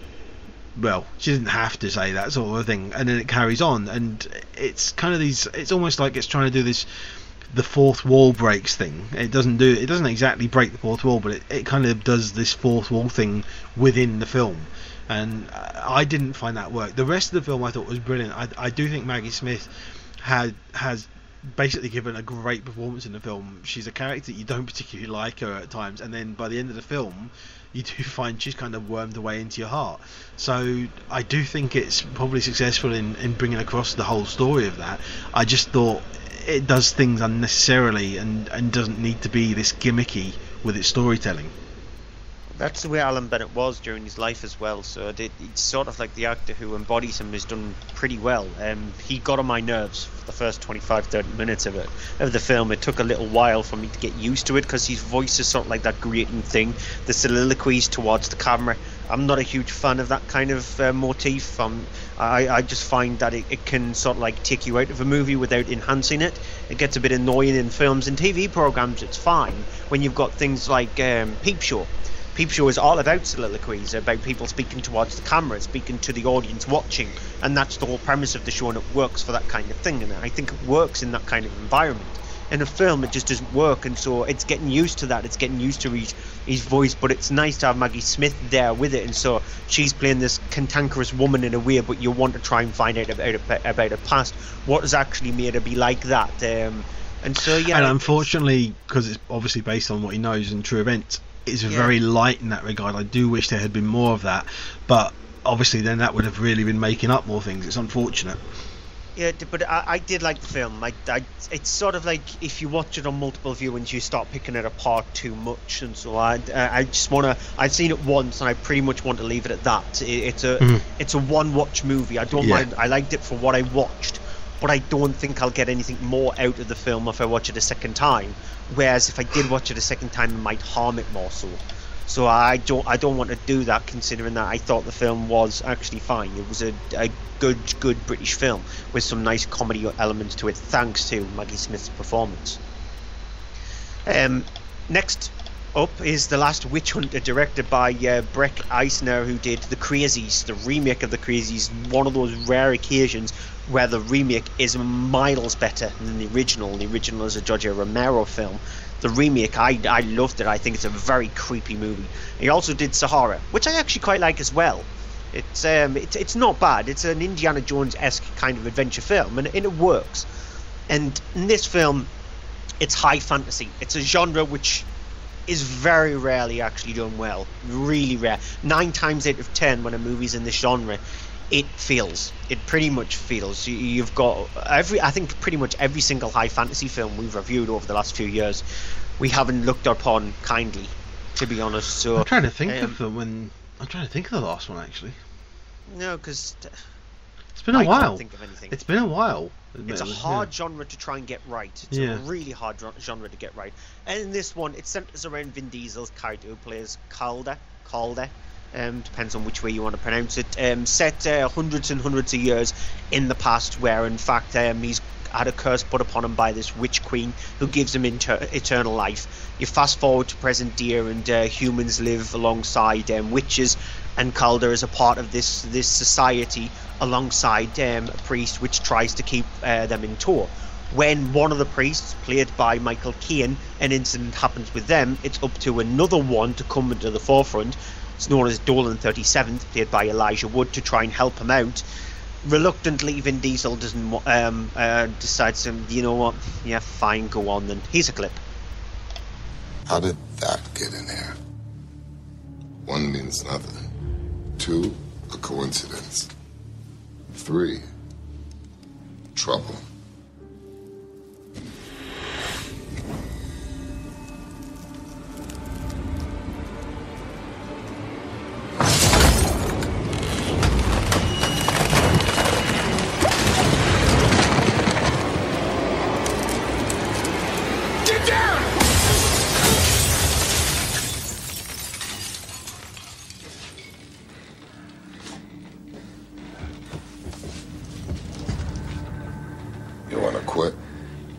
No. I want to raise. And so you heard Elijah Wood there playing the Dolan 37th, and you've got this evil ultimate bad guy who's he's there just to try and resurrect this witch queen and cause mayhem on Earth, and it's up to Calder to try and stop it. It's by the numbers kind of cookie cutter high fantasy action film where it gets more wrong than it gets right. It's unfortunate as well because there are elements of the film which is quite likeable. The special effects are okay. Some of the creature designs are very well actually created. There is one scene where they get one of the bad guys and take him down to this witch council, and you've got this sort of like big, huge, massive spider-esque kind of monster who drags these prisoners down into the depths of this area, and that's quite well created. It's got a hint of Guillermo del Toro in the creation of it. I knew you would refer to him. Why not? At least I didn't say Ghibli, so yeah. But yeah, it's got a hint of that, and so it's got little elements of a movie that might work, but for the rest of it, it just falls into the same kind of traps that the rest of these movies do. It's not as bad as some of the films that we have, the Seventh Kingdom, Ninth Kingdom, whatever it was called, that one with Julianne Moore in it. The Seventh Kingdom. You know which one I'm talking about, the high fantasy one with Julianne Moore in it. Well, it wasn't Seventh Kingdom, it was the one where she was a dragon. Yeah. Yeah. Let's not see a lot of that. That sounds really bad to say that Julianne Moore's a dragon. With Jeff Bridges as like a Seventh Son. Seventh Son, that's it. In it. But yeah, it's not nowhere near as bad as something like Seventh Son or Ninja Assassin or any of those kind of movies. But it just lacks any kind of oomph. There is nothing there to try and do anything special with the genre. There's just nothing there to entertain you properly. It's a really, like I said at the start of the review, it's a really difficult genre to get right. And I know people think that horror might be hard to get right, or comedy might be hard to get right. I think high fantasy is the hardest genre out there to get right, because you're only out there to suffer a fall. The last film off the top of my head that I can remember high fantasy wise that worked is going all the way back to the Ray Harryhausen Clash of the Titan kind of movies, and that's in the 70s. So it shows you how difficult it is to try and create a movie like this, and you're pretty much shooting yourself in the foot when you attempt these ones. And well done for Brett Eisner for doing that. But it's just not a very good film, unfortunately. I disagree, because I really did enjoy it, and the thing I really enjoyed about it is I did like the kind of the opulence that it had. There was a depth to the world. It was very well fleshed out. I thought there were ideas in it which were shown and not told, if you understand. It was very, it lacked exposition and just had scenes where you were just shown something and you understood it from it being shown and it being done that way. I thought it was much more sort of expressive in that way than these films are. I agree this genre is really, really difficult to do, but and I don't think it's like up there amazing massively sort of thing, but I did really get into it and found it quite engrossing and enjoyable. It's not, not an Oscar thing or anything like that, but I just found that I got into it and I really, really liked it. Well, I'll give you a clue about it, how I felt about the film. I've seen it twice and I felt exactly the same both times. So it didn't get any worse for me on multiple viewings, but it didn't get any better. So at least it's got that for it. I know that sounds sort of like a bit of a dodgy damn praise, yeah. Oh, by the way, your film didn't get any better with multiple viewings, but at least it didn't get any worse. And so it didn't grate on me at all. And it lasts its running time. It never overstays its welcome. So well done for doing that as well. It's just, I don't know what kind of director is going to be out there who's going to be able to handle these kind of films, because even, again, I'm going to mention him, Guillermo del Toro, the movies that he creates have got high fantasy elements to it, but he centers his movies more in the horror genre and all that kind of thing rather than just center around high fantasy. He's the closest that's come to excellent films in that genre. Okay, on to Scout's Guide to the Zombie Apocalypse, which is directed by Christopher Landon. It is a horror comedy film that takes the whole thing of zombies and does the teen thing with them, of having a group of kids who are scouts. And it's just a stupid thing of them when there's a zombie outbreak. They're on a camping trip. A couple of them don't want to be scouts anymore and are planning on leaving. But then, lo and behold, an outbreak happens when they're on that, and they find themselves in a situation where they're having to try and rescue the whole town using the skills that they have been sort of trained with and learned from being scouts. Nothing much more really than that. It's a very simple setup. Don't have a clip for this, but basically it's a film that it's basically taking the zombie genre thing and it's doing the whole kind of Porky's humour thing about it from the 80s films. I don't think it's 70s, but 80s sort of very sensibility. Yeah, and the aspect of that I mean by is kind of like the super bad aspect of the teenagers who are very horny and just all they can think of is that kind of thing.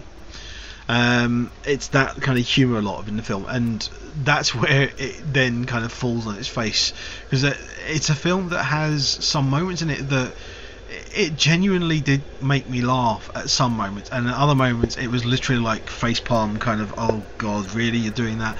There are jokes in it which are set up and should be 20-second, 30-second jokes, instead they are played out for like 4 or 5 minutes.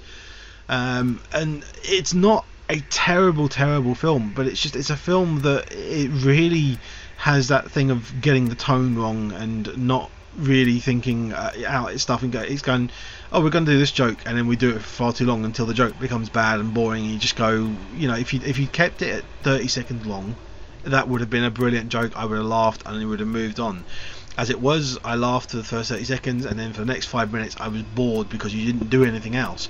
And the thing is, it has some nice ideas going back to kind of things like, it reminded me of things like the creature feature things of like the Critters films, the humour of the first one, that kind of sick sense of humour, but then they go and add in this kind of teen sex humour thing as well, which was just far too much. I mean, you have a sequence to do with a zombie woman who loses her shirt, and one of the guys goes and does something, he's just literally going, really? And it's a whole sort of couple of minute sequence which you just didn't need to have in it.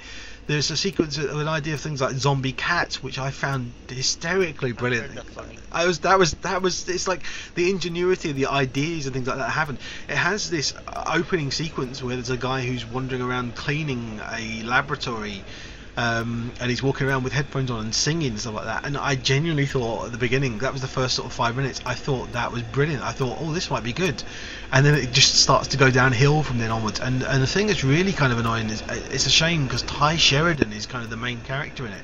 And Ty Sheridan, if you remember, was a young actor that I really thought was fantastic and brilliant in things like the Matthew McConaughey film. I can't remember the name of it now. Sure. No, that was the one with Nicolas Cage, Mud. The one before that, which he's been great in films, and then he's come along and done this now, and it's kind of like, oh no. After having done Dark Places, there was last week I think as well. It's not bad. It will pass the time and get. I mean, it's the whole thing of the 6 laugh test. It did get 6 laughs for me, but it got just as many, if not more, kind of zombie groans from me, and kind of like, oh really, I just want to die and get it over with, sort of thing. And it's very more miss than hit, though it does kind of manage to win itself back a couple of times. But at the end of it, I was kind of like, okay, that was fine. I didn't need all that, these bits, but I thought it was okay. Yeah, the guy who directed it, his previous film was Paranormal Activity, the mocked ones. Ugh. So at least he's actually gone up in the world. I actually think I found it more funnier than you did. It's a rare occasion. This really, rare occasion. I did laugh at it, but I just found a lot of the time. More. Really? I found it more funny. That's very, very odd. Yeah. I laughed at it more because I've got a soft spot, a slight soft spot for comedy horror movies. I have a little tiny part of my heart dedicated just to comedy horror films. I love like the Return of the Living Dead movies and all those kind of things, and so I got the humour more. It was playing out like a horror film that's aimed at the teenage audience. But it's not a film which teens will see because of the rating and stuff and the graphics. Well, it's 15, in it. Yeah. So that's the audience that it's playing at. It's a teenage audience. Teenagers are ranging from like 15 upwards, and so that's the audience that it's aimed at. And so teens can go to see this movie. It's the kind of one where 14-year-old boys have probably gone, I've got a copy of it, let's watch it. They can't get to see it in the cinema, but teens still get to see it, and it's aimed at them, and it never goes above that, because that's the kind of humour that it's playing at. There is a scene which involves a zombie and an appendage, which actually made me giggle like little. Yeah, that was. If I saw that scene in another movie, I would be wincing and going, "Oh God, I can't believe you did that." Again, though, did you not find that joke in particular went on for about a minute too longer than it needed to? For me, it went into a gross out territory that I would only have worked in a movie like this. And so I sort of like appreciate these kind of films in a way, because it's again looking back at The Last Witch Hunter, where it's really difficult to try and get a high fantasy movie correct. It's a really difficult thing to try and get a comedy horror correct, because you're melding two genres together, genres that you wouldn't think that would work together. And so when you do that, you've got to have a little bit of appreciation. But it's the zombie cats which steal it for me. Yeah. They made me giggle. I mean, it's like things like that, and things like the thing of like a zombie that's an old woman who had dentures, so of course she doesn't have any teeth to bite any people with. Yeah. Things like that, the little ideas like that I thought were brilliant, and then sometimes just the execution of those things was maybe not as brilliant as the idea. Yeah, I sort of like have a tiny little soft spot for this movie. I'm not saying it's an excellent film. I'm just saying it's an entertaining film. Yeah, it's worth it. But I think it's definitely a bloke's kind of. I definitely think it has that kind of. It has a little bit too much of that kind of Porky's sensibility to it. I didn't mind it. It's a Saturday night beer kind of pizza kind of takeaway movie where you just switch off your brain, literally take it out, and then just go throughout and just enjoy it. Unlike Fathers and Daughters, which is a heavy-hitting drama. So you go from something like Scout's Guide to the Zombie Apocalypse to Fathers and Daughters, directed by Gabriel Machino, and it stars Russell Crowe, who plays a Pulitzer Prize writer. Russell Crowe as a Pulitzer Prize author, really? And his older daughter in the film itself, played by Amanda Seyfried, because the film itself flips between two different time frames, and so you've got the time frame where Russell Crowe's character, he's involved in an accident and he's having these kind of seizures, and he's also trying to look after his daughter at the same time. All the while, the family is just annoyed with him about an accident that happened, and they are trying to get the custody rights to the daughter. And then you come into present day, pretty much so, and the daughter is now grown up. She works as sort of like a psychiatrist. She's got a person who she's trying to look after, played by Coen Wallace. Her boss, she played by Octavia Spencer, is sort of like reluctant in a way to her. She's got a very destructive kind of attitude. She meets up with a character played by Aaron Paul, falls in love with that. However, she wants to destroy the relationship, and it's pretty much, it jumps between, it fleets and flirts between the past and the present day. And we don't have a clip for the movie itself, because all the clips that I could only find were in Spanish for some reason. I don't know why, but they were in Spanish. But it's an awful mawkish movie. I just didn't like it at all. It tries its hardest to pull at the sentimentality within you, tries hardest to manipulate you so badly that it made me hate the movie more so. Amanda Seyfried is terrible in the film. Her character has got this very destructive attitude where you just want to slap her every single time she makes a decision, because pretty much every single decision, apart from a relationship with Coen Wallace, is completely wrong. And you think, even though your father went through all this turmoil of trying to create some novels to try and get him money to look after you, all the while going through all these seizures, why have you become this destructive? Why? And I just hated a character. It's hard to believe that Russell Crowe is an author when he goes through these seizures as well. I just had no empathy with him. I just didn't like the film at all. It just grated on me badly. It is a movie that is full of schmaltz when it tries to be schmaltzy. It's full of sentimentality when it tries to do some sad things, to go, oh look, this is the part where you need to cry, now cry monkey cry. When in fact I just want to go, nope, I just don't like your film at all. I didn't like it. I pretty much hated the film. Okay, on to quickly Kill Your Friends, which is a kind of dark comedy kind of thing. It is based on the novel by John Niven. It's directed by Owen Harris, and it's a small, basically, in a weird way, kind of like the British version of American Psycho, so kind of British Psycho. Nicholas Hoult is the main character, who is a record executive at a London record company in the 1990s. He is sort of going through his business, which it basically involves him being out, being drunk or on drugs and partying and trying to find the new latest talent. And basically at one point it says, the voiceover has explained, it doesn't have to be good music, it doesn't have to be great music, it just has to be music that will sell and make money. And it's just all about sort of that side of the business, where it doesn't really matter about the talent or the skill of finding people, it's down to luck largely. Here's a clip. So I suppose you're wondering, what is that taste? What kind of music do I like? Asking a major label A&R man this is like asking a stockbroker what his favourite commodity is, or saying to an FX trader, hey, what's your favourite currency? The answer is, whatever's profitable. Hip-hop, trance, Bulgarian heavy metal played on sheep's bladders. If it's a hit, who cares? As long as it's profitable. So it's a thing of that you have this weird thing going on where he then, as an executive, gets passed over for a promotion. He is there with one night with the person who's been hired on this promotion instead of him, and ends up basically killing him and clubbing him to death with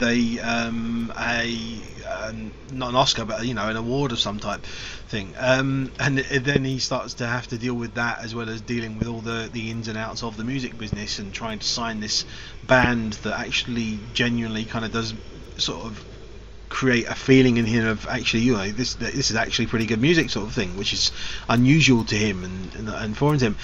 And the thing is that for the first sort of 45 minutes of the film, it's about half the running time, that it's quite interesting, and I liked it, and I was getting into it and found the moments, the scenes, especially, I mean, the early on scenes are with him and a character played by James Corden, who I really do not like, but in this I found him to actually be pretty decent in the scenes he had. And then after about halfway through, I just found it getting really terrible and lacking any interest in the character, and just being boring and uninteresting, and I didn't care.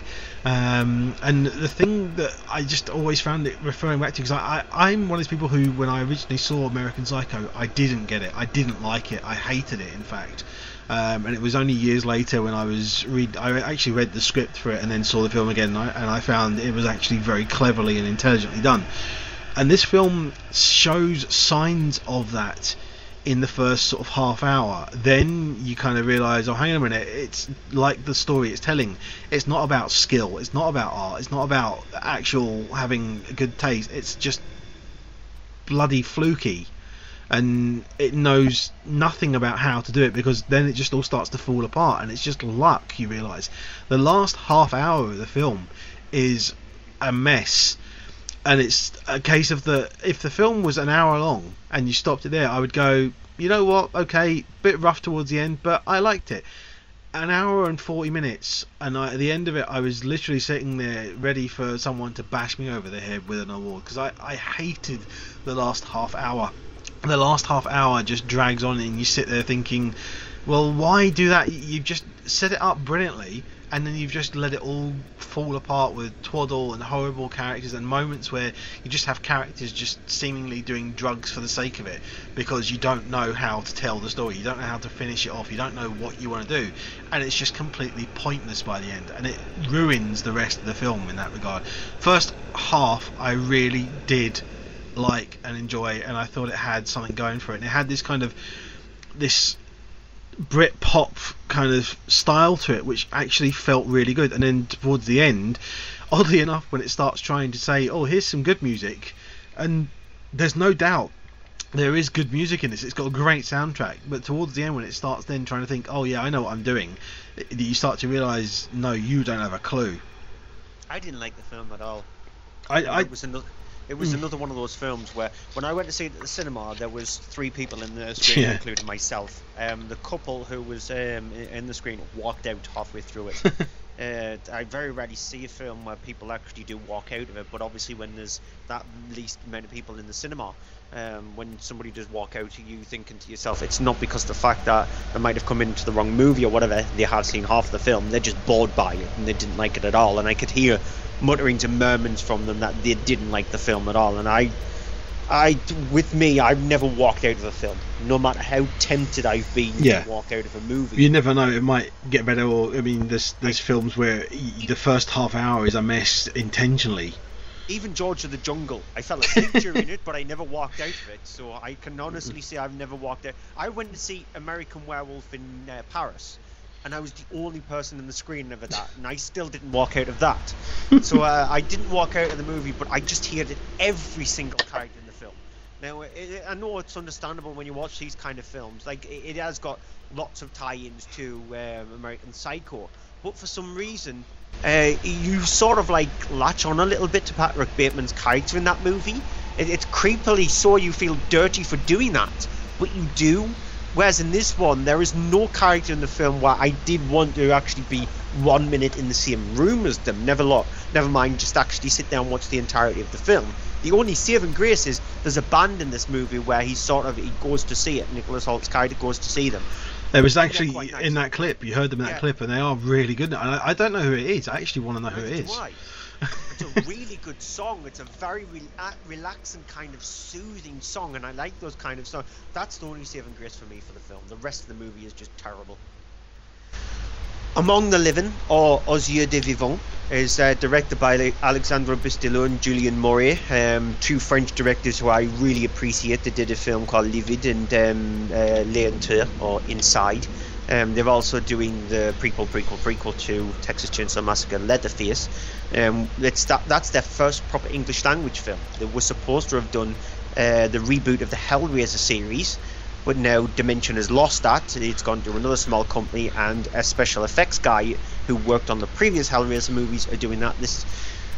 going off topic majorly. Yeah, stop digressing. Sorry, can't help it, but it's in horror mode. My brain switches as soon as I review a horror film. Switches to horror mode and divulge lots of stuff, because it's the only time when I can get a flow off names and all that stuff with ease. But in this case, Among the Living centres around 3 kids. They've even actually says it's got a very much like a Stand By Me kind of feel to it, with tinges of horror. So it's got little bits of Texas Chainsaw Massacre with Stand By Me.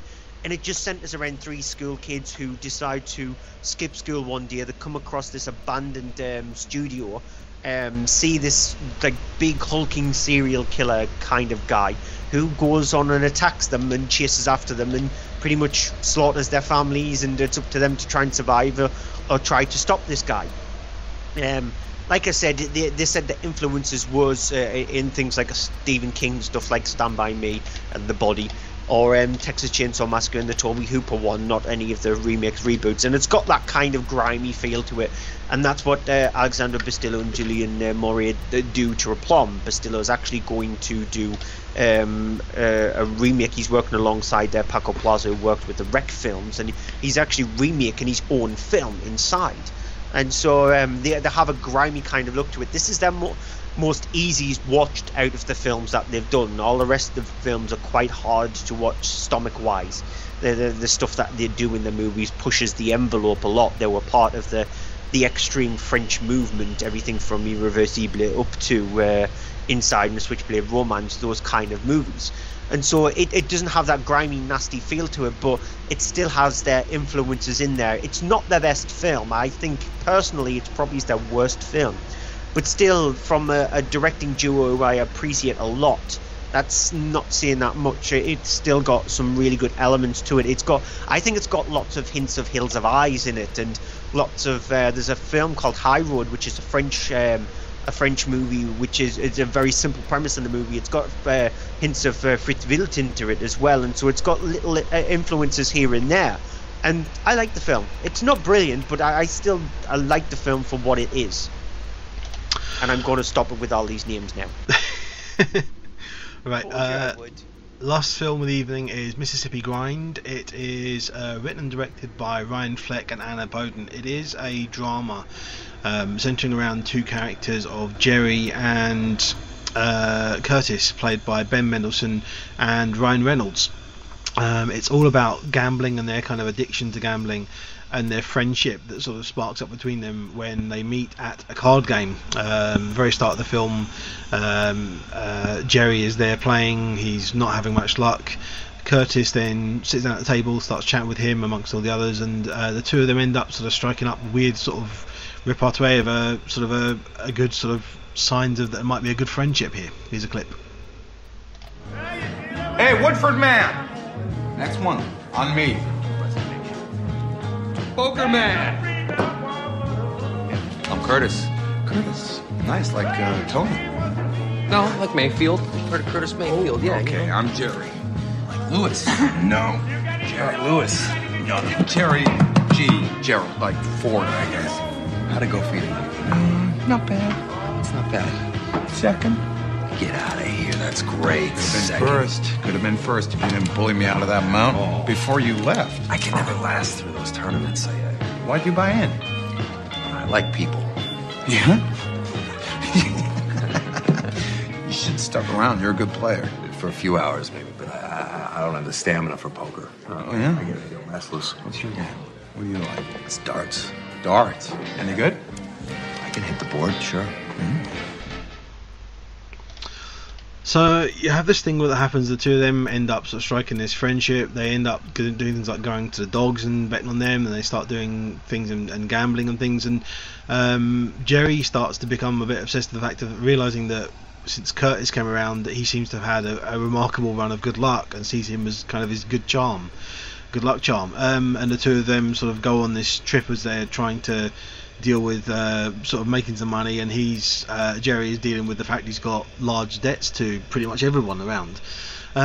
It's a really kind of odd drama, but because of the fact that it's very much the kind of thing you don't see much nowadays, where you got long takes and scenes where they're just talking and getting on, and it's a drama in no sense of it's just two characters sitting talking for a lot of it, and just a setting that the setting is alive. You know, that you have a casino where there's lots of people around and they're sitting there talking. You know, there's a scene where they're sitting at one point watching the dog game, and they're chatting just there, and it's very kind of realistic. It has a sense of realism and truth to the scenes through the dialogue and the performances, which is really quite sort of refreshing and nice and enjoyable. The only problem is that obviously the subject and all, by the end of the film, it's quite a dank and depressing and dark film, and the subject really does kind of weigh it down a bit.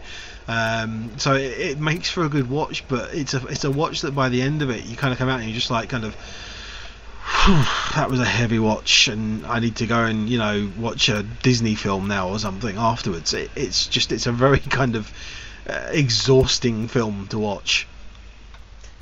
Before we go into our TV movie of the week and stuff like that, there's one thing I forgot to ask you at the start of the show, considering that I wasn't the one to open up, and I probably would have asked you there. Since we've actually been since last week's show, they released the trailer for the Ghostbusters film, the fake Ghostbusters movie, and I just want to know your thoughts on it. Well, my thought is to everyone on Facebook and such that I was talking with it about before it came out and such. I told you so, is what I'm going to say, because I said Paul Feig, that's what it's going to be. That's what it's going to be, this type of film. And people were saying, no, it might be good. You know, he could do. He did a good job with Spy. Fair enough, he did. It still had too many Paul Feigisms in it, but it was an okay film, and it did make me laugh. And the trailer for this one, as much as I don't really like the Ghostbusters films, I get the sense of them, and I know what they're all about and everything. And this one, I just honestly sat there and I thought, it's got Melissa McCarthy in it, and it's directed by Paul Feig. It's that kind of a film. And within 20 seconds of the trailer, you had the gross out puke ghost moment where what's her name's character was just Kristen Wiig's character was basically vomited on with ectoplasm, and it was one of those, oh yeah, that, you know, that went everywhere kind of thing. Yeah, I mean everywhere. And it was literally, okay, that's it, that's all I need to know, that's exactly the audience they're aiming for, that's what they're doing. Yeah, well, I'm a huge Ghostbusters fan, so I guess I'll be the one to be reviewing this one when it comes out in cinemas. So I'm welcome a huge to Ghostbusters fan. I've seen both the American trailer and the Russian trailer, because the Russian trailer was released today. It's a better trailer, the Russian one. It shows more. Actually, there is more footage. It shows more of Chris Hemsworth's character in the Russian trailer, and it seems to be cut together better. I hated the American trailer of it. It just it lost the concept and feel of what a Ghostbusters movie is. But I just thought I would ask you. Didn't have any of the wit. The Ghostbusters film, the thing that was good about the Ghostbusters is the humour was very witty and very underplayed and subdued, and it had none of that. It was literally just laugh out loud, slapping people and stuff, that kind of thing. I was just well, I just thought I would ask, but I don't want to go on it any further, because we could be here for another hour or so yabbering on about the trailer itself. But just thought what your feelings were on it. But TV movies of the week. I've got a few. I've got Wednesday the 9th at 11:05 PM is Predators on Film 4, which is the last Predator film, which was a kind of an offshoot one, but I thought it was quite inventive and a nice sort of attempt to restart. It maybe didn't do as well as they were hoping, but they are doing a new sort of reboot of the franchise, as we discussed, and Arnold Schwarzenegger is maybe going to be appearing in it.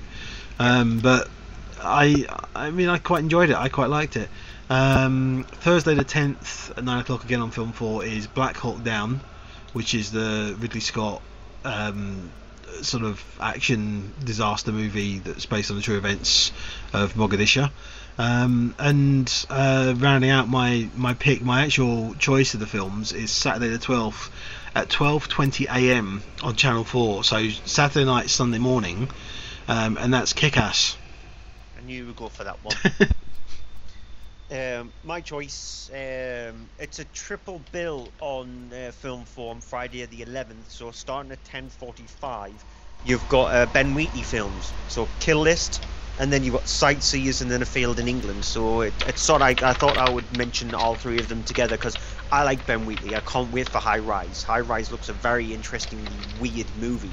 but that's sort of like indicative of the way Ben Wheatley directs his films. A Field in England is a really difficult movie to get your brain around. It's a really hard watch.